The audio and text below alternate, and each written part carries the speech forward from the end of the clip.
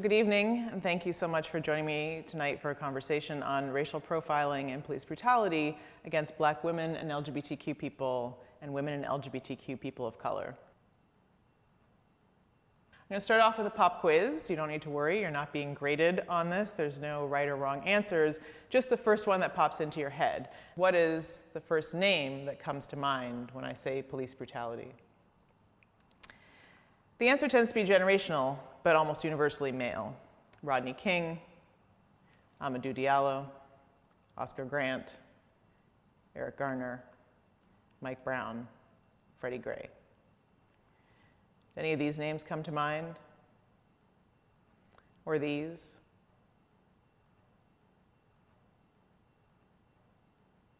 Or any of the names on my t-shirt? And if not, why not? And how were their experiences similar to or different from those of the men whose stories have driven our analysis and our responses to racial profiling and police violence? And how would centering their stories change the conversation?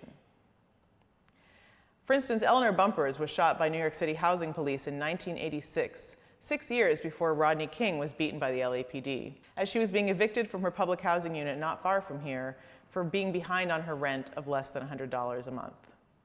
If her case had become iconic in the way that King's did, maybe in addition to talking about driving while Black, we'd also be talking about living while elderly, poor, disabled, and female. LaTanya Haggerty was killed the same year as Amadou Diallo. In her case, it was a traffic stop instead of a street stop, and her cell phone instead of a wallet that the cop who shot her mistook for a gun. But if her story had garnered the same national attention that Diallo's did, we wouldn't still be issuing a call to say her name and recognize Black women as targets of police violence.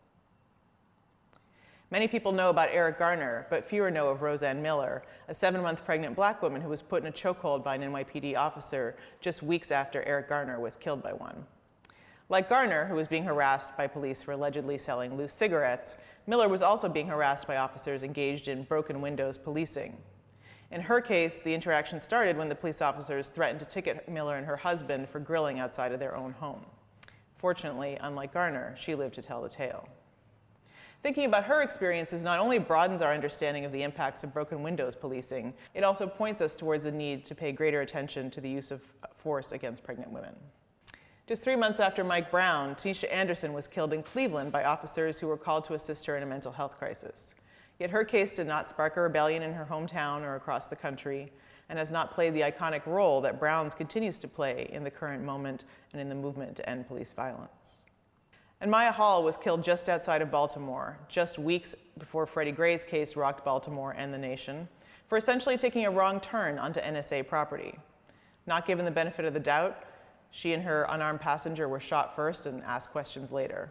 Her Black trans life, like Gray's, was treated as if it was of no consequence.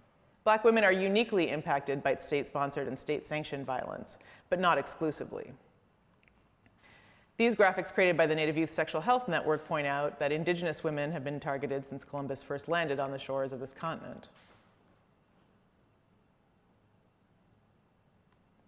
Asian women have also experienced exclusion, deportation, and violence at the hands of immigration authorities, and have also been targets of police violence, as well as ongoing profiling in the context of policing of prostitution and trafficking, which is a form of racial profiling that we don't often talk about.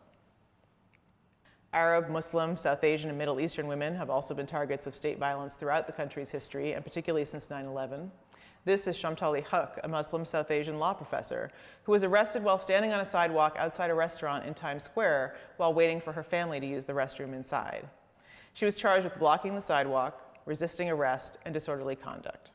She and her family had been attending a rally in support of Gaza immediately before this interaction, which no doubt also contributed to her arrest, because if you've ever been to Times Square, you know that how many tourists and theater goers block the sidewalk and are never subjected to this kind of treatment. Huq was later told at the police station that where she gave a different last name than her husband, that in America, married women take their husbands' names. And finally, of course, Latinas are in the crosshairs of local police, border patrol, and immigration enforcement. This is Jessie Hernandez, a 17-year-old queer Latina killed by Denver police in January 2015. That said, today my remarks will focus on Black women and LGBTQ people, both because those are the communities that I'm from and work in, but also as a contribution to the current conversation sparked by the Black Lives Matter movement. Our next pop quiz question: What is the first image that comes to mind when I say racial profiling? Was it Sandra Bland?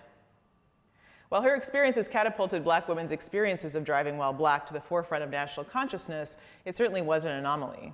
In fact, nationwide, when data is disaggregated by both race and gender, the rates of racial disparities in traffic and pedestrian stops are identical among women and men.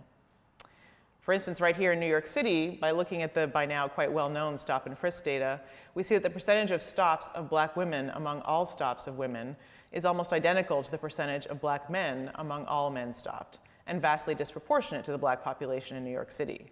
And the same is true of stops involving Latinos and Latinas. Yet racially discriminatory stop and frisk practices have almost exclusively been described as affecting Black and Latino men.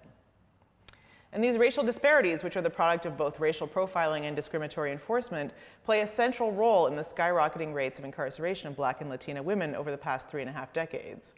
After all, women don't just show up in prison. Someone puts them there, and most often the path to prison starts with a police encounter.